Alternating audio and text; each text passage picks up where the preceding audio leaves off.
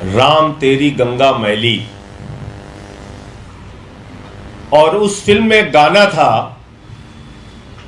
कि राम तेरी गंगा मैली हो गई पापियों के पाप धोते धोते। और आज वही गाना भारत के प्रधानमंत्री आदरणीय नरेंद्र मोदी जी के ऊपर बिल्कुल फिट बैठता है कि मोदी तेरी भाजपा मैली हो गई पापियों के पाप धोते धोते। 2014 से जब से आदरणीय नरेंद्र मोदी जी भारत के प्रधानमंत्री बने हैं, इतना पाप धुला, इतना पाप धुला, इतने गुनाह धुले, इतने अत्याचार धुले कि यह लाइन उनके ऊपर बिल्कुल ठीक बैठती है, मोदी तेरी भाजपा मैली हो गई पापियों के पाप धोते धोते। और किस चीज से पाप धो रहे हैं? ऋण वाले भी परेशान हैं, टाइड वाले भी परेशान हैं, और घड़ी वॉशिंग पाउडर जो है उसका प्रचार भी चुरा लिया मोदी जी ने। घड़ी का प्रचार क्या है? पहले इस्तेमाल करो फिर विश्वास करो। मोदी जी भी यही कह रहे हैं कि पहले इस्तेमाल करो फिर विश्वास करो, और यह वॉशिंग पाउडर है मोदी वॉशिंग पाउडर। और कितने शानदार तरीके से वो मोदी वॉशिंग पाउडर काम कर रहा है, एक एक करके आपको बताऊंगा। एक आसाम में वाटर घोटाला खुला था, और उस वाटर घोटाले की किसी और पार्टी ने नहीं, याद रखिएगा मेरी बात को, भारतीय जनता पार्टी ने वाटर घोटाले की बुकलेट जारी की थी, बाकायदा प्रेस कॉन्फ्रेंस किया था और कहा था हेमंत बिस्व शर्मा सबसे बड़ा धरती का भ्रष्टाचारी है, और आसाम में उसने वाटर घोटाला किया। यह मैंने नहीं कहा, बीजेपी वालों ने कहा। और उसी हेमंत बिस्व शर्मा को, जिसके ऊपर ईडी और सीबीआई की जांच चल रही थी, उसको आसाम का मुख्यमंत्री बना दिया। दूसरा नाम आता है शुभेंदु अधिकारी का। 2017 में इसके ऊपर ईडी सीबीआई की जांच शुरू हुई, और इसको शारदा नारदा स्कैम में घोटालेबाज बताया। किसने? बीजेपी वालों ने, कोई दूसरी पार्टी वालों ने नहीं, बीजेपी वालों ने।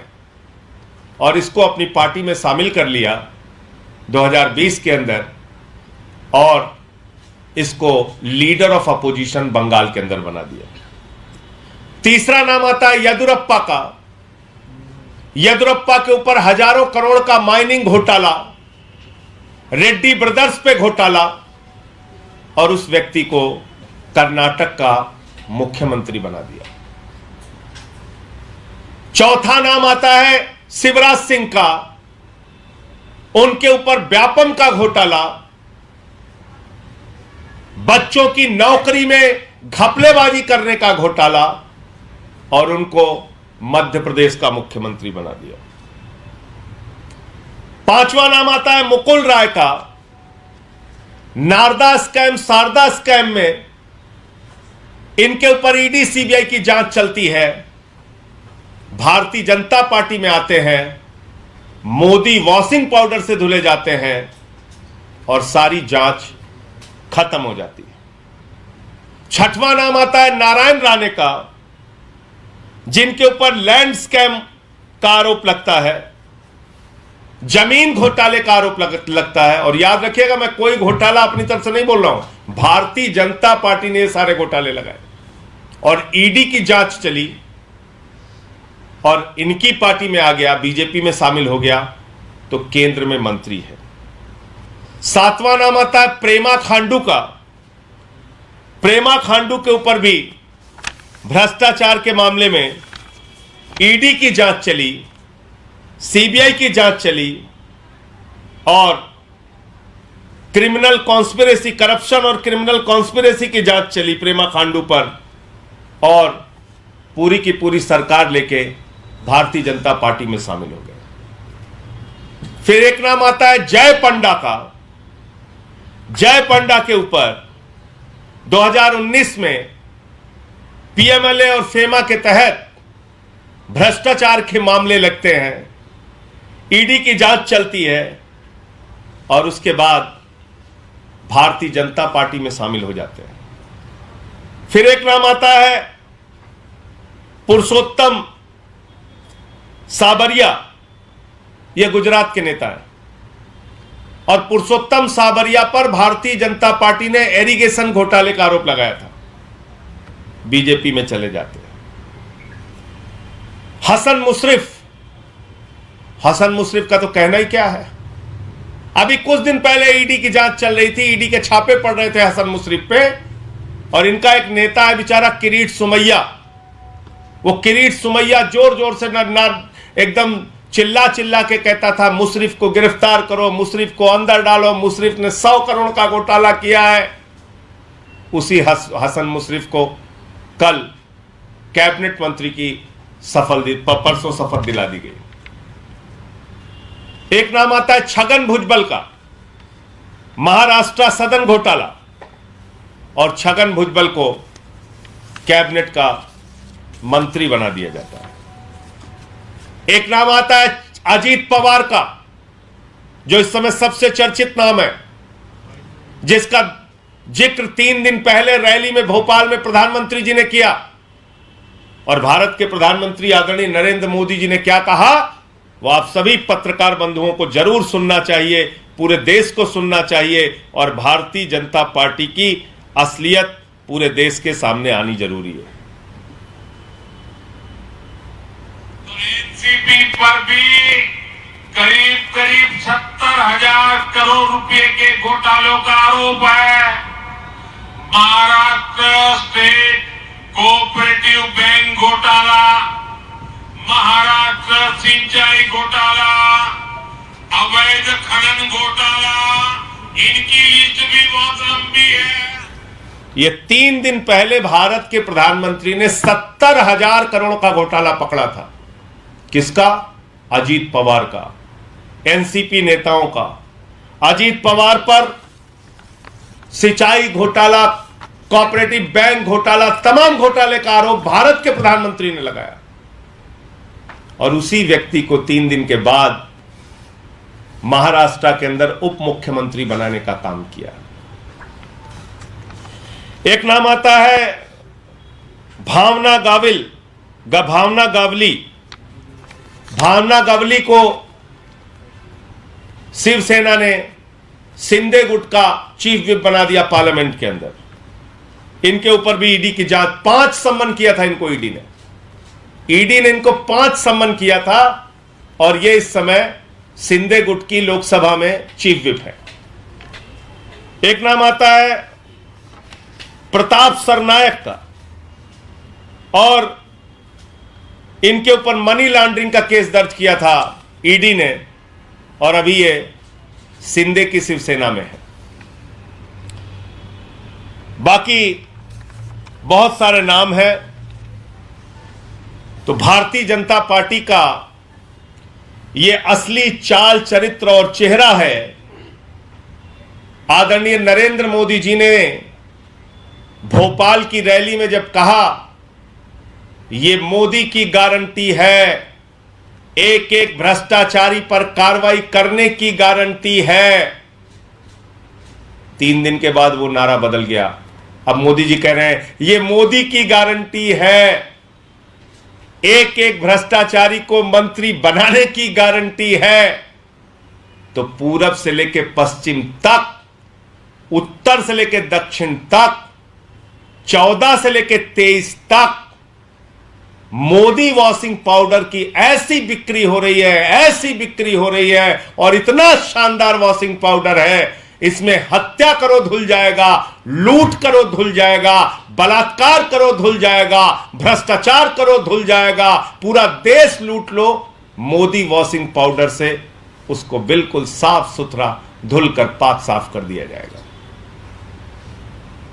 लेकिन पत्रकार बंधुओं से मैं एक बात जरूर कहना चाहूंगा कि अब अगर ईडी और सीबीआई की जांच किसी के ऊपर चले, तो आप मान लेना 2 भारतीय जनता पार्टी इस देश के अंदर चल रही है।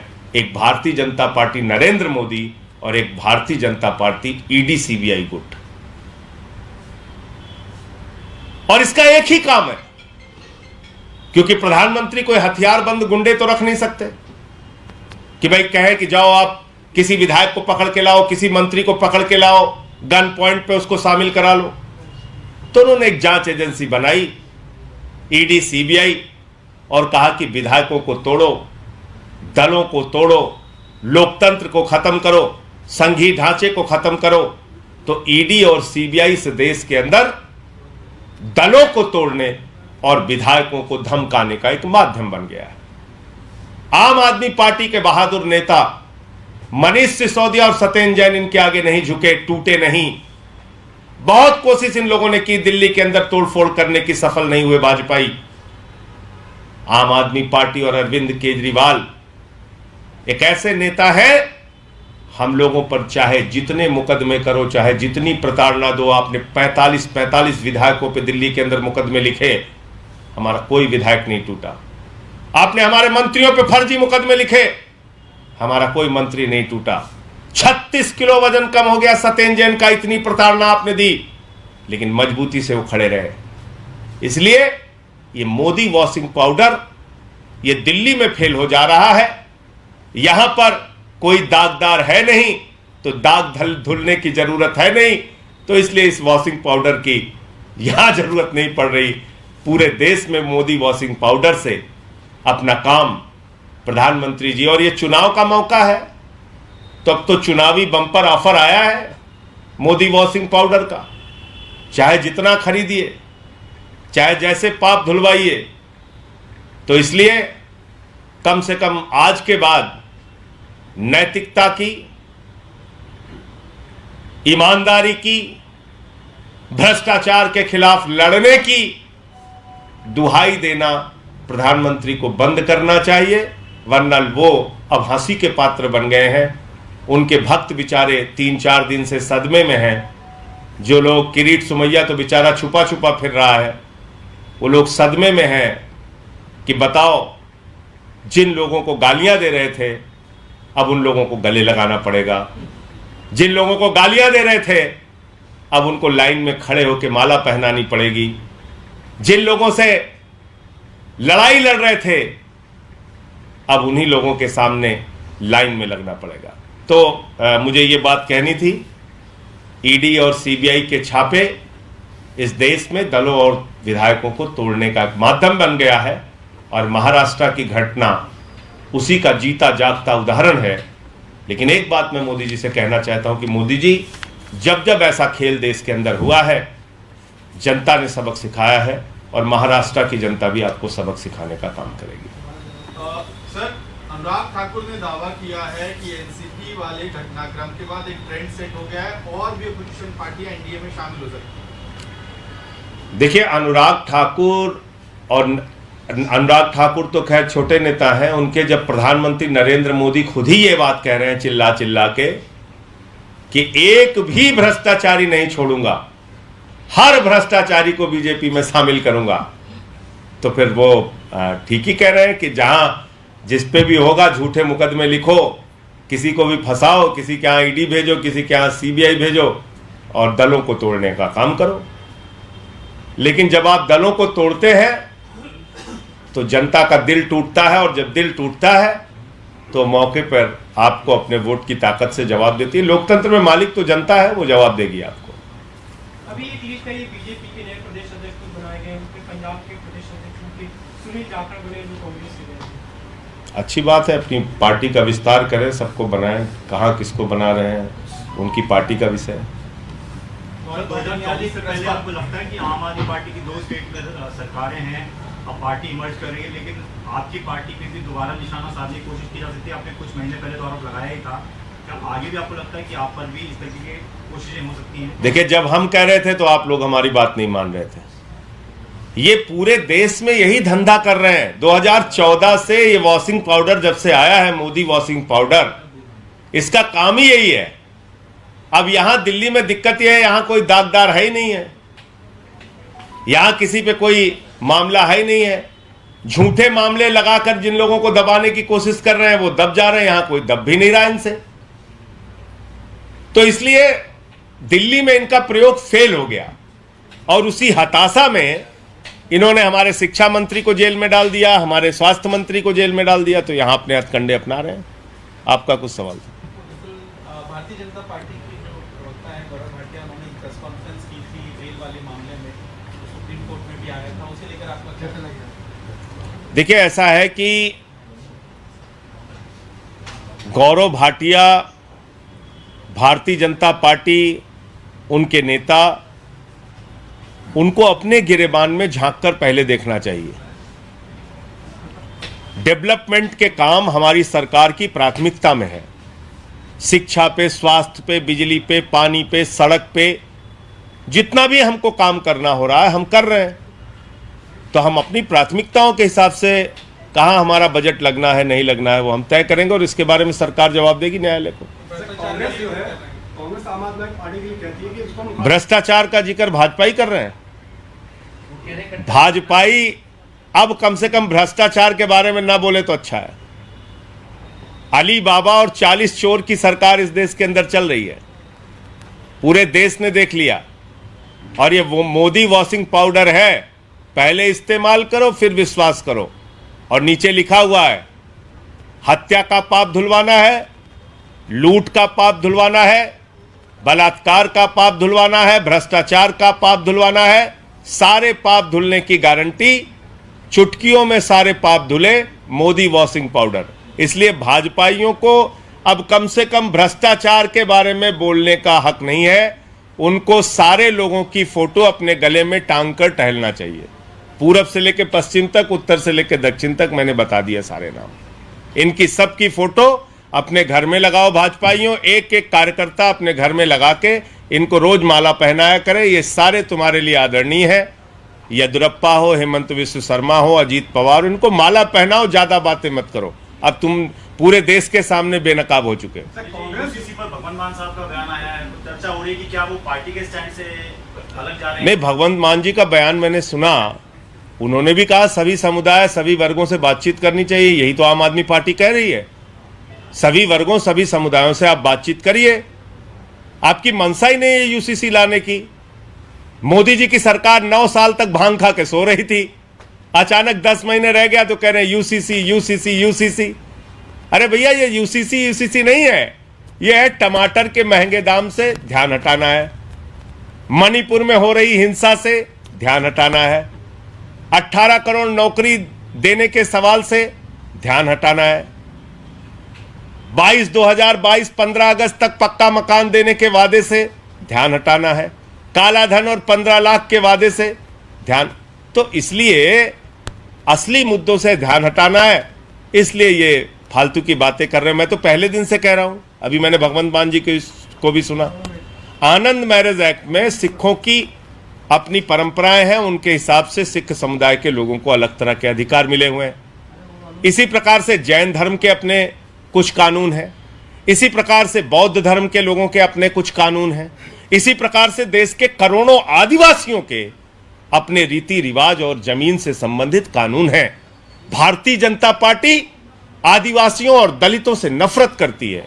और यह बात मैं इसलिए कह रहा हूं कि देश की राजधानी तो दिल्ली है, भारतीय जनता पार्टी की राजधानी नागपुर है। और वो नागपुर के प्रमुख कह चुके हैं इस देश में दलितों, पिछड़ों और आदिवासियों का आरक्षण खत्म होना चाहिए।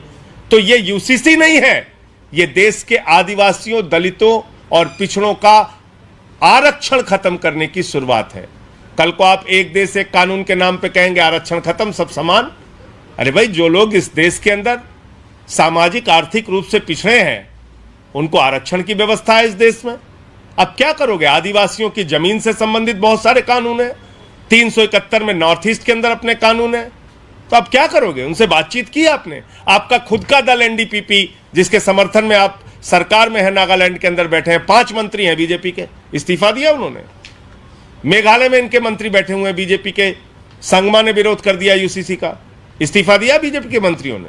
मिजोरम की सरकार ने विरोध कर दिया। तो इसलिए कोई तैयारी नहीं है, कोई सोच नहीं है, खाली दिन रात चिल्लाते हैं, कहते हैं गोवा का यूसीसी लागू करना है, गोवा का। अरे भैया, गोवा का यूसीसी पढ़ा है आपने? गोवा के यूसीसी में लिखा है एक हिंदू महिला को अगर बेटा नहीं होता तो पति को दूसरी शादी करने का अधिकार है। भाजपाइयों के मन में इसीलिए लड्डू फूट रहा है, कह रहे हैं दूसरी शादी करेंगे। बताइए आप, अगर ऐसा कानून पास करोगे पार्लियामेंट के अंदर तो तुम्हारी पत्नियां बेलन लेके दौड़ा लेंगी भाजपाइयों। ऐसे चक्कर में मत पड़ो, दूसरी शादी के नाम पे लड्डू फूट रहा है तुम्हारे मन में, कह रहे हो गोवा की तरह हम भी दूसरी शादी करेंगे।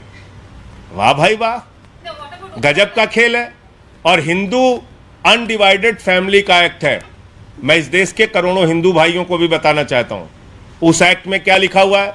हिंदू अनडिवाइडेड फैमिली के एक्ट में इनकम टैक्स के अंदर राहत मिलती है सिर्फ हिंदू परिवारों को, सिख और ईसाई और मुस्लिम परिवारों को नहीं मिलती है। तो हमारे जो वो अधिकार हैं हिंदुओं के, उसका क्या करोगे? तो बस कुछ नहीं, एक सुर्रा छोड़ दिया, बस चलो ठीक है। तो इसलिए ये सब चालबाजियां मोदी जी की पूरा देश समझ रहा है। देश के लिए कुछ करना है नहीं, खाली कराना है झगड़े, लड़ाई। मणिपुर के हिंसा पे बोलना नहीं है, मेट्रो में घूमना है, अमेरिका की सैर करना है, इससे ज़्यादा कुछ आता नहीं आप लोगों को। तो ये भारतीय झगड़ा पार्टी है, इससे सावधान रहिए सब लोग। पूरे देश में झगड़ा कराने का काम ये लोग कर रहे हैं।